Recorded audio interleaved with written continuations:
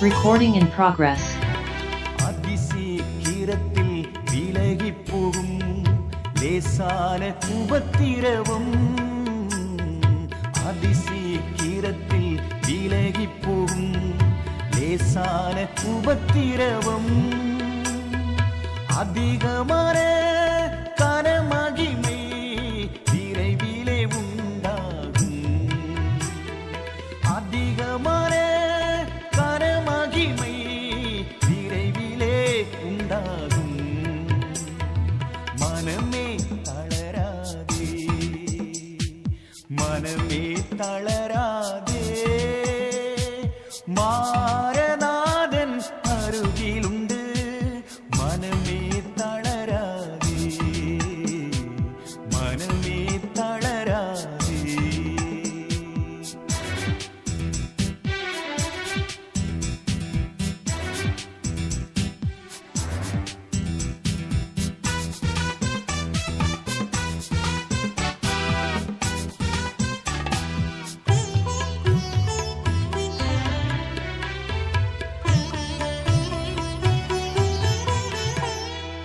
உலகிலே உபத்திரவம் உனக்கு உண்டு, ஆனாலும் தைரியம் கொள். உலகிலே உபத்திரவம் உனக்கு உண்டு, ஆனாலும் தைரியம் கொள். நமக்கு எதிரான கடன் பத்திரம் சிலுவையில் ஒழித்து விட்டார். நமக்கு எதிரான கடன் பத்திரம் சிலுவையில் ஒழித்து விட்டார். மனமே தளராதே, மனமே தளராதே, மாரநாதன் அருகிலுண்டு. மனமே தளராதே, மனமே தளராதே.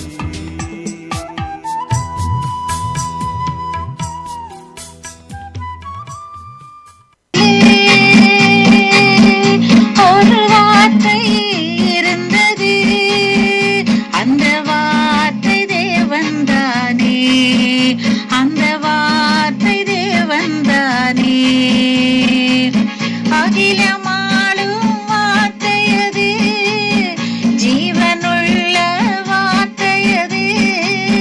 வானம் பூமி மாறினாலும் மாறாத வார்த்தை தேவன் வார்த்தை. வானம் பூமி மாறினாலும் மாறாத வார்த்தை தேவன் வார்த்தை. ஆதியிலே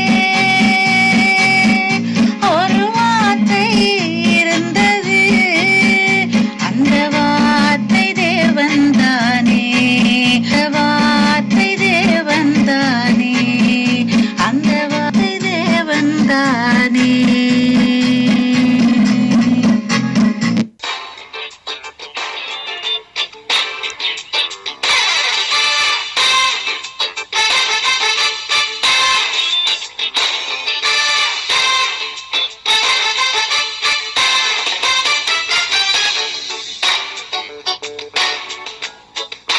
Praise you, Lord. Worship you, Lord.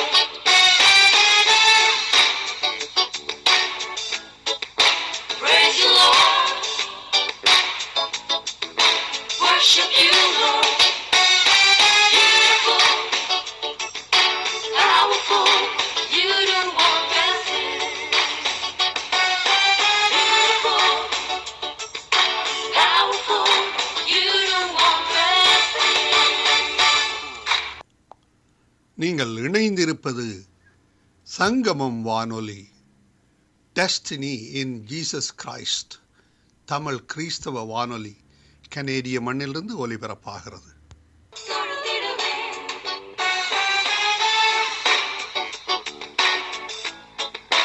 துதித்திடுவே, தொழுதிடுவே. இருந்தவர், நீர்ந்தவர், அதிசயமானவர். இருந்தவர், நீர்ந்தவர், அதிசயமானவர்.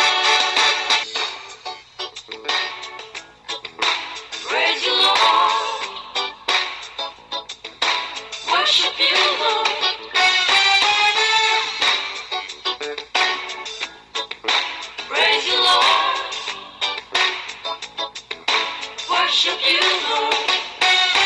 Beautiful, powerful, you do wonders. Beautiful, 1 ராஜாக்கள் powerful, 3ஆம் அதிகாரம். சாலமோன் எகிப்தின் ராஜாவாகிய பார்வோனோடே சம்பந்தம் கலந்து பார்வோனின் குமாரத்தியை விவாகம் பண்ணி தன்னுடைய அரமனையையும் கர்த்தருடைய ஆலயத்தையும் எருசலேமின் சுற்று மதிலையும் கட்டி தீரும் மட்டும் அவன் அவளை தாவீதின் நகரத்தில் கொண்டு வந்து வைத்தான். அந்நாட்கள் மட்டும் கர்த்தருடைய நாமத்திற்கு ஒரு ஆலயம் கட்டப்படாதிருந்ததினால் ஜனங்கள் மேடைகளிலே பலியிட்டு வந்தார்கள். சாலமோன் கர்த்தரிடத்தில் அன்பு கூர்ந்து தன் தகப்பனாகிய தாவீதின் கட்டளைகளில் நடந்தான். ஆனாலும் அவன் மேடைகளிலே பலியிட்டு தூபம் காட்டி வந்தான். அப்படியே ராஜா பலியிட கிபியோனுக்கு போனான். அது பெரிய மேடையாயிருந்தது.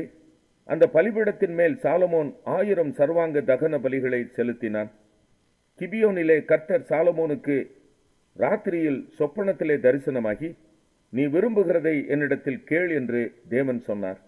அதற்கு சாலமோன், என் தகப்பனாகிய தாவீது என்னும் உமது அடியான் உம்மை பற்றி உண்மையும் நீதியும் மன நேர்மையுமாய் உமக்கு முன்பாக நடந்தபடியே தேவரீர் அவருக்கு பெரிய கிருபை செய்து அந்த பெரிய கிருபையை அவருக்கு காத்து இந்நாளில் இருக்கிறபடியே அவருடைய சிங்காசனத்தில் வீற்றிருக்கிற ஒரு குமாரனை அவருக்கு தந்தீர். இப்போதும் என் தேவனாகிய கர்த்தாவே, தேவரீர் உமது அடியேனை என் தகப்பனாகிய தாவீதின் ஸ்தானத்திலே ராஜாவாக்கினீரே. நானோவென்றால் போக்கு வரவு அறியாத சிறு பிள்ளையாயிருக்கிறேன். நீர் தெரிந்து கொண்டதும் ஏராளத்தினால் எண்ணிக்கைக்கு அடங்காததும் லக்கத்திற்கு உட்படாததுமான திரளான ஜனங்களாகிய உமது ஜனத்தின் நடுவில் அடியேன் இருக்கிறேன். ஆகையால் உமது ஜனங்களை நியாயம் விசாரிக்கவும் நன்மை தீமை இன்னதென்று வகையறுக்கவும் அடியேனுக்கு ஞானமுள்ள இருதயத்தை தந்தருளும். ஏராளமாயிருக்கிற இந்த உமது ஜனங்களை நியாயம் விசாரிக்க யாராலே ஆகும் என்றான். சாலமோன் இந்த காரியத்தை கேட்டது ஆண்டவருடைய பார்வைக்கு உகந்த விண்ணப்பமாயிருந்தது. ஆகையினால் தேவன் அவனை நோக்கி, நீ உனக்கு நீடித்த நாட்களை கேளாமலும் ஐஸ்வர்யத்தை கேளாமலும் உன் சத்துருக்களின் பிராணனை கேளாமலும் நீ இந்த காரியத்தையே கேட்டு நியாயம் விசாரிக்கிறதற்கு ஏற்ற ஞானத்தை உனக்கு வேண்டிக் கொண்டபடியினால் உன் வார்த்தைகளின்படி செய்தேன். ஞானமும் உணர்வும் உள்ள இருதயத்தை உனக்கு தந்தேன். இதிலே உனக்கு சரியானவன் உனக்கு முன் இருந்ததும் இல்லை, உனக்கு சரியானவன் உனக்கு பின் எழும்புவதும் இல்லை. இதுவுமன்றி நீ கேளாத ஐஸ்வர்யத்தையும் மகிமையையும் உனக்கு தந்தேன். உன் நாட்களில் இருக்கிற ராஜாக்களில் ஒருவனும் உனக்கு சரியானவன் இருப்பதில்லை. உன் தகப்பனாகிய தாவீது நடந்தது போல நீயும் என் கட்டளைகளையும் என் நியமங்களையும் கைக்கொண்டு என் வழிகளில் நடப்பாயாகில் உன் நாட்களையும் நீடித்திருக்க பண்ணுவேன் என்றார். சாலமோனுக்கு நித்திரை தெளிந்தபோது அது சொப்பனம் என்று அறிந்தான். அவன் எருசலேமுக்கு வந்து கர்த்தருடைய உடன்படிக்கை பெட்டிக்கு முன்பாக நின்று சர்வாங்க தகன பலிகளை இட்டு சமாதான பலிகளை செலுத்தி தன் ஊழியக்காரர் எல்லாருக்கும் விருந்து செய்தான். அப்பொழுது வேசிகளான 2 ஸ்திரீகள் ராஜாவினிடத்தில் வந்து அவனுக்கு முன்பாக நின்றார்கள். அவர்களில் ஒருத்தி, என் ஆண்டவனே, நானும் இந்த ஸ்திரீயும் ஒரே வீட்டிலே குடியிருக்கிறோம். நான் இவளோட வீட்டில் இருக்கையில் ஆண் பிள்ளை பெற்றேன். நான் பிள்ளை பெற்ற 3ஆம் நாளிலே இந்த ஸ்திரீயும் ஆண் பிள்ளை பெற்றாள். நாங்கள் ஒருமித்திருந்தோம். எங்கள் இருவரையும் தவிர வீட்டுக்குள்ளே வேறு ஒருவரும் இல்லை. ராத்திரி தூக்கத்திலே இந்த ஸ்திரீ தன் பிள்ளையின் மேல் புரண்டு படுத்ததினால் அது செத்து போயிற்று. அப்பொழுது உமது அடியாள் நித்திரை பண்ணுகையில் இவள் நடு ஜாமத்தில் எழுந்து என் பக்கத்திலே கிடக்கிற என் பிள்ளையை எடுத்து தன் மார்பிலே கிடத்தி கொண்டு செத்த தன் பிள்ளையை எடுத்து என் மார்பிலே கிடத்திவிட்டாள். என் பிள்ளைக்கு பால் கொடுக்க காலமே நான் எழுந்திருந்த போது அது செத்து கிடந்தது. பொழுது விடிந்த பின் நான் அதை உற்று பார்க்கும்போது அது நான் பெற்ற பிள்ளை அல்லவென்று கண்டேன் என்றாள். அதற்கு மற்ற ஸ்திரீ, அப்படியல்ல, உயிரோடு இருக்கிறது என் பிள்ளை, செத்தது உன் பிள்ளை என்றாள். இவளோ, இல்லை, செத்தது உன் பிள்ளை, உயிரோடு இருக்கிறது என் பிள்ளை என்றாள். இப்படி ராஜாவுக்கு முன்பாக வாதாடினார்கள். அப்பொழுது ராஜா, உயிரோடு இருக்கிறது என் பிள்ளை, செத்தது உன் பிள்ளை என்று இவள் சொல்லுகிறாள். அப்படியல்ல, செத்தது உன் பிள்ளை, உயிரோடு இருக்கிறது என் பிள்ளை என்று அவள் சொல்லுகிறாள் என்று சொல்லி, ஒரு பட்டயத்தை கொண்டு வாருங்கள் என்றான். அவர்கள் ஒரு பட்டயத்தை ராஜாவினிடத்தில் கொண்டு வந்தார்கள். ராஜா உயிரோடு இருக்கிற பிள்ளையை இரண்டாக பிளந்து, பாதியை இவளுக்கும் பாதியை அவளுக்கும் கொடுங்கள் என்றான். அப்பொழுது உயிரோடு இருக்கிற பிள்ளையின் தாய் தன் பிள்ளைக்காக அவள் குடல் துடித்ததினால் ராஜாவை நோக்கி, ஐயோ என் ஆண்டவனே, உயிரோடு இருக்கிற பிள்ளையை கொல்ல வேண்டாம், அதை அவளுக்கே கொடுத்துவிடும் என்றாள். மற்றவள், அது எனக்கும் வேண்டாம், உனக்கும் வேண்டாம், பிளந்து போடுங்கள் என்றாள். அப்பொழுது ராஜா உயிரோடு இருக்கிற பிள்ளையை கொல்லாமல் அவளுக்கு கொடுத்து விடுங்கள், அவளே அதன் தாய் என்றான். ராஜா தீர்த்த இந்த நியாயத்தை இஸ்ரவேலர் எல்லாரும் கேள்விப்பட்டு, நியாயம் விசாரிக்கிறதற்கு தேவன் அருளின ஞானம் ராஜாவுக்கு எரேமியா 30ஆம் அதிகாரம். கர்த்தராலே எரேமியாவுக்கு உண்டான வார்த்தை. இஸ்ரவேலின் தேவனாகிய கர்த்தர் சொல்லுகிறது என்னவென்றால், நான் உன்னோடே சொன்ன எல்லா வார்த்தைகளையும் ஒரு புஸ்தகத்தில் எழுதிக்கொள். இதோ நாட்கள் வரும் என்று கர்த்தர் சொல்லுகிறார். அப்பொழுது நான் இஸ்ரவேலும் யூதாவும் ஆகிய என் ஜனத்தினுடைய சிறையிருப்பை திருப்பி, நான் அவர்கள் பிதாக்களுக்கு கொடுத்த தேசத்துக்கு அவர்களை திரும்பி வர பண்ணுவேன். அதை அவர்கள் சுதந்தரித்துக் கொள்வார்கள் என்று கர்த்தர் சொல்லுகிறார். இவைகள் கர்த்தர் இஸ்ரவேலையும் யூதாவையும் குறித்து சொன்ன வார்த்தைகளே. கர்த்தர் சொல்லுகிறது என்னவென்றால், தத்தளிப்பின் சத்தத்தை கேட்கிறோம், திகிலுண்டு, சமாதானமில்லை. ஆணாய் பிறந்தவன் பிரசவிக்கிறதுண்டோ என்று கேட்டு பாருங்கள். பிரசவிக்கிற ஸ்திரீயைப் போல் புருஷர் யாவரும் தங்கள் இடுப்புகளின் மேல் தங்கள் கைகளை வைத்திருக்கிறதையும் முகங்களெல்லாம் மாறி வெளுத்திருக்கிறதையும் நான் காண்கிறதென்ன? ஐயோ, அந்த நாள் பெரியது, அதை போலத்த நாளில்லை. அது யாக்கோபுக்கு இக்கட்டு காலம், ஆனாலும் அவன் அதற்கு நீங்களாகி ரட்சிக்கப்படுவான். அந்நாளில் நான் அவன் நுகத்தை உன் கழுத்தின் மேல் இராதபடிக்கு உடைத்து உன் கட்டுகளை அறுப்பேன் என்று சேனைகளின் கர்த்தர் சொல்லுகிறார். அந்நியர் இனி அவனை அடிமை கொள்வதில்லை. தங்கள் தேவனாகிய கர்த்தரையும் நான் தங்களுக்கு எழுப்பப் போகிற தங்கள் ராஜாவாகிய தாவீதையுமே சேவிப்பார்கள். ஆகையால் என் தாசனாகிய யாக்கோபே, நீ பயப்படாதே, இஸ்ரவேலே கலங்காதே என்று கர்த்தர் சொல்லுகிறார். இதோ நான் உன்னை தூரத்திலும் உன் சந்ததியை தங்கள் சிறையிருப்பின் தேசத்திலும் இராதபடிக்கு ரட்சிப்பேன். யாக்கோபு திரும்பி வந்து அமர்ந்து சுகித்திருப்பான், அவனை தத்தளிக்க பண்ணுகிறவன் இல்லை. உன்னை ரட்சிப்பதற்காக நான் உன்னோடே இருக்கிறேன் என்று கர்த்தர் சொல்லுகிறார். உன்னை சிதறடித்த எல்லா ஜாதிகளையும் நான் நிர்மூலமாக்குவேன். உன்னையோ நான் நிர்மூலமாக்காமலும் முற்றிலும் தண்டியாமல் விடாமலும் மட்டாய் தண்டிப்பேன். கர்த்தர் சொல்லுகிறது என்னவென்றால், உன் புண் ஆறாததாயும் உன் காயம் கொடிதாயும் இருக்கிறது. உன் காயங்களை கட்டும்படி உனக்காக ஏற்படுவார் இல்லை. உன்னை சொஸ்தப்படுத்தும் ஔஷதங்களும் இல்லை. உன் நேசர் யாவரும் உன்னை மறந்தார்கள், அவர்கள் உன்னை தேடார்கள். திரளான உன் அக்கிரமத்தின் நிமித்தமும் உன் பாவங்கள் பலத்து போனதின் நிமித்தமும் சத்துரு வெட்டும் வண்ணமாகவும் கொடியவன் தண்டிக்கிற வண்ணமாகவும் நான் உன்னை தண்டித்தேன். உன் நொறுங்குதலினாலும் உன் வேதனையின் மிகுதியினாலும் நீ கூக்குரலிடுவானேன். திரளான உன் அக்கிரமத்தின் நிமித்தமும் பலத்து போன உன் பாவங்களின் நிமித்தமும் இப்படி உனக்கு செய்தேன். ஆதலால் உன்னை பட்சிக்கிறவர்கள் யாவரும் பட்சிக்கப்படுவார்கள்.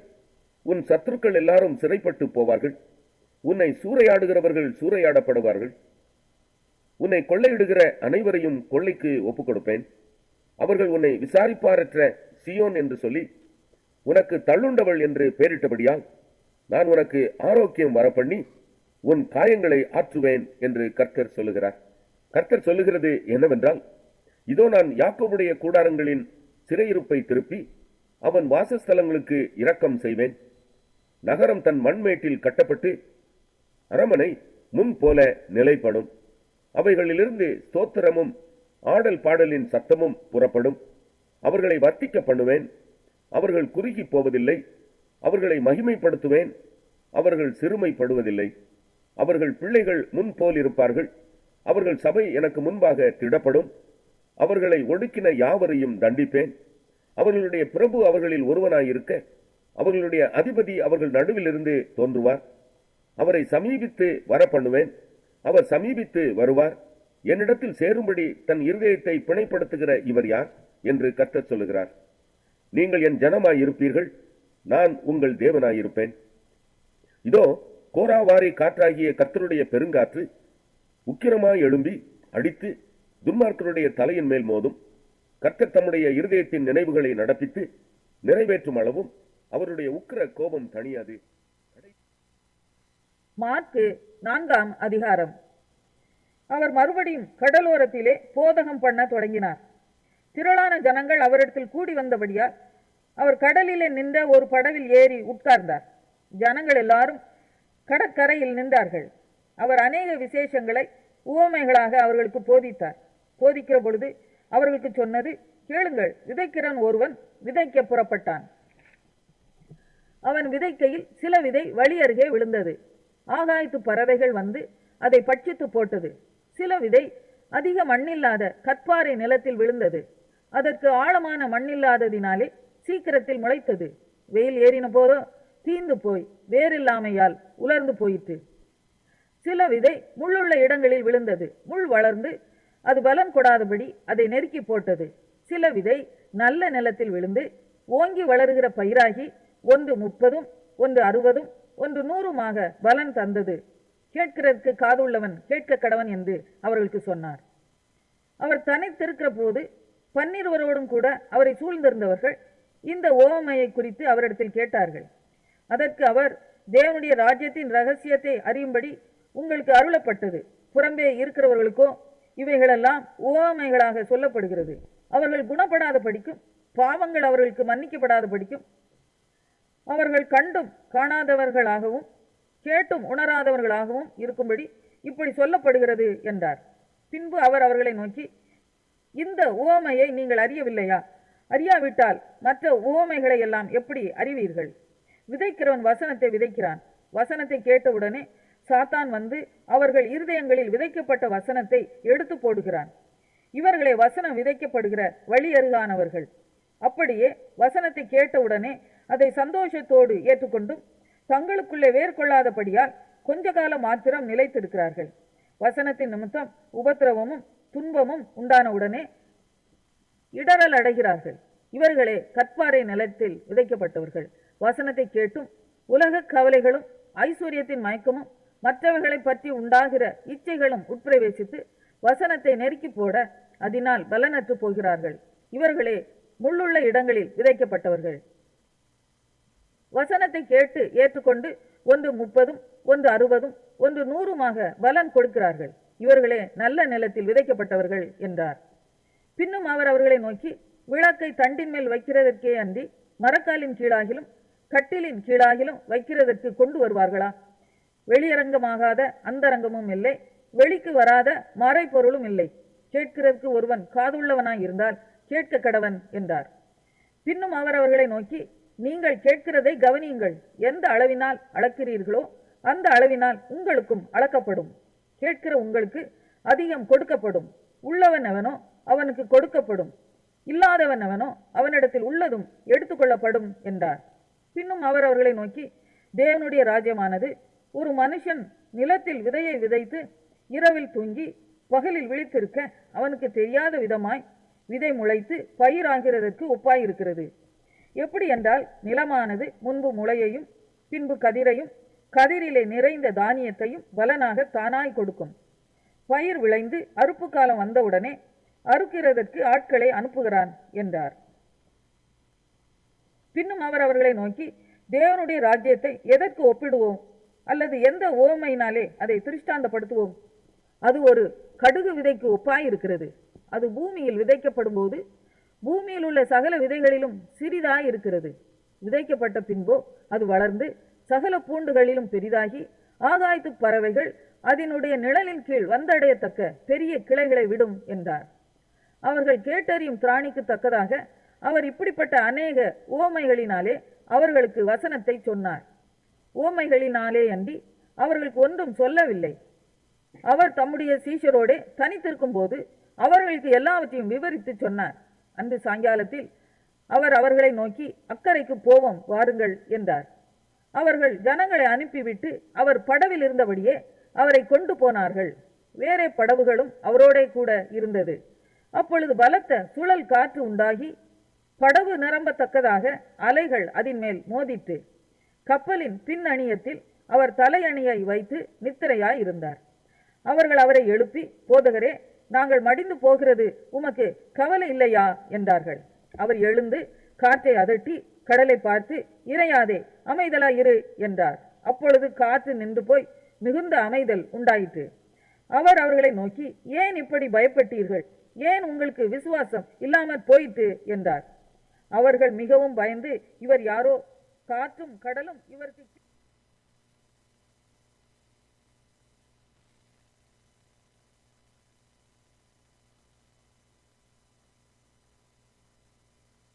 ஒன்று ராஜாக்கள் 4ஆம் அதிகாரம். ராஜாவாகிய சாலமோன் சமஸ்த இஸ்ரவேலின் மேலும் ராஜா